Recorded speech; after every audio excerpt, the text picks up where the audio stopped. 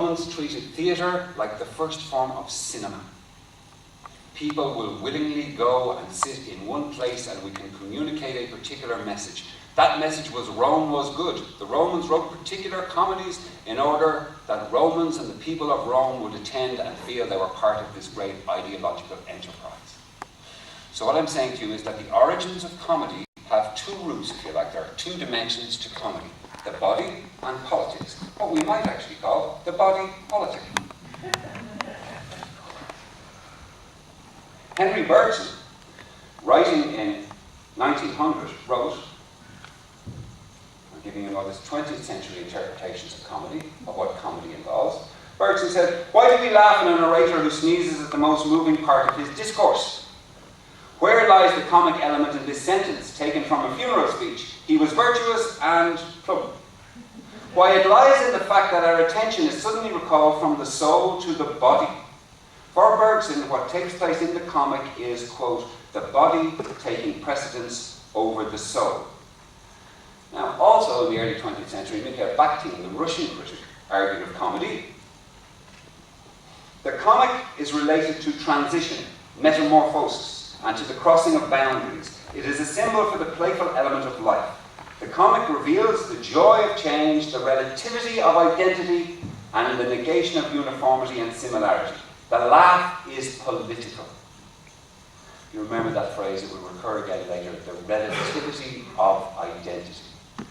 The suggestion at the simplest level is that in laughing at ourselves, and indeed in laughing at others, there is a certain political purport when we take ourselves maybe less seriously than we should.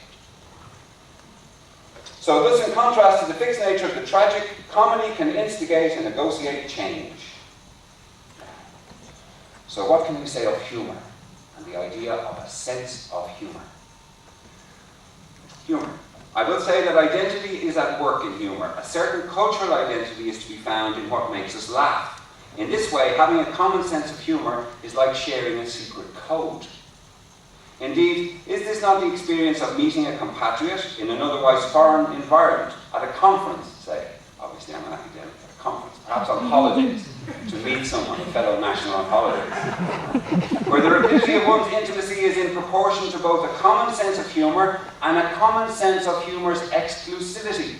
It's this strange contradictory notion. We share a sense of humour, and yet it is special and specialised. Let me give you an example. I was at the Ramada Hotel here in Doha about 6 or 8 months ago. And in the Scheherazade bar, they have this bizarre thing. They have the Irish Village. And it's outside the bar. It's probably maybe 10 feet by 12. There's 4 tables and an old Irish telephone box. And it says on the wall, the Irish Village. So I was there one night and there was a group of Irishmen sitting there. They all had their pints of Guinness and they were talking. I recognised their accent. So I knew immediately that this joke would work as an introduction. I went up and said, "Do you guys come with the bar?" And they laughed. In fact, they were flattered because they recognised the association of Irishmen and bars as being good.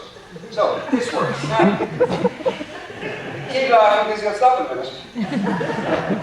About 2 years ago, I was at the funeral of a friend of mine's mother. A chap about my age, group of 4 or 5 of us, went to the funeral, and then afterwards we returned to the house. Mother's friends were serving out the sandwiches and the tea and doing what they do at wakes and immediately after funerals. And myself and my friend, who had just lost his mother, and 4 other friends, repaired to a room and sat down and opened up a few beers and sat there. Nobody was saying anything. It was not uncomfortable, but it was strange. And then suddenly, Rory Murphy, one of the other friends, says, "Hands up, who has a mother?"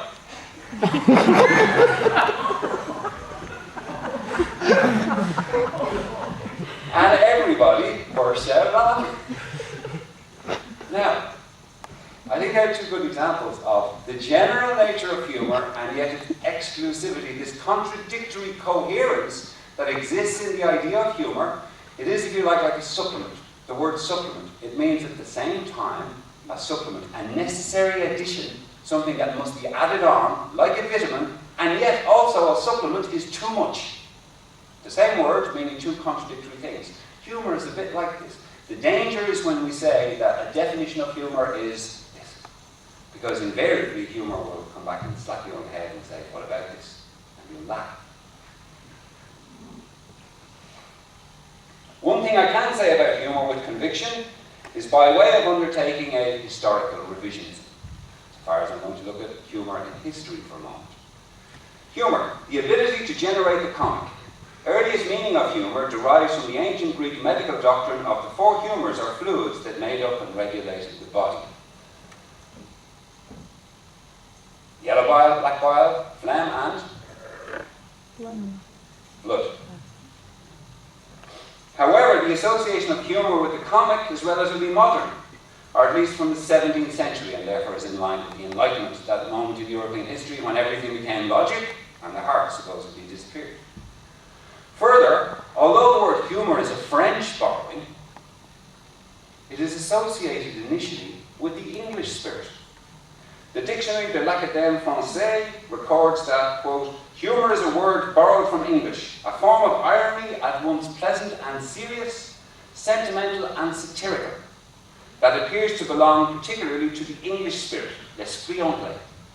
Similarly, Victor Hugo in 1862 refers to, quote, the English thing they call humour, unquote. Now, in the Encyclopedia, Diderot and D'Alembert's first encyclopedia, written between 1751 and 1780, their entry for humour reads thus. Humour. Quote, the English used this word to designate an original, uncommon and singular pleasantry. Amongst the authors of that nation, no one possesses humour or this original pleasantry to a higher degree than Jonathan Swift. Thus it is, in advising the English to eat little Irish children with their cauliflowers, Swift was able to hold back the English government, which was otherwise ready to remove the last means of sustenance and commerce from the Irish people. This pamphlet has the title, A Modest Proposal. End of encyclopedia entry. Now, in A Modest Proposal, written in 1729, Swift, in the guise of an objective, cold-hearted, Enlightenment-orientated economist, suggests that the English can deal with the problem of Ireland and the problem of starvation in Ireland in such a way. He says, this narrator, I have been assured by a very knowing American of my acquaintance in London that a young healthy child, well nursed, is at a year old a most delicious, nourishing and wholesome food, whether stewed, roasted, baked or boiled, and I make no doubt that it would equally serve in a fricassee or a ragout. Now that's an end to this idea, this cliche about humour. Oh, humour is just laughing at yourself. This, of course, is a metaphor. Swift is employing this metaphor that England is eating Ireland. 100 years before the bitter irony is that it occurs 100 years before the Irish famine happened, when starvation really takes place. So it's interesting then that Swift could be an example of what we call black humour, which is the melancholia associated with black bile in the medieval system. Now,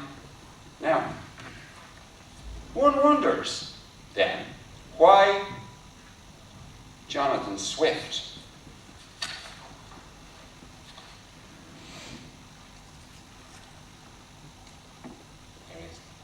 One wonders why Jonathan Swift was so concerned with the well-being of Irish people. Well, you know why? Because he was Irish.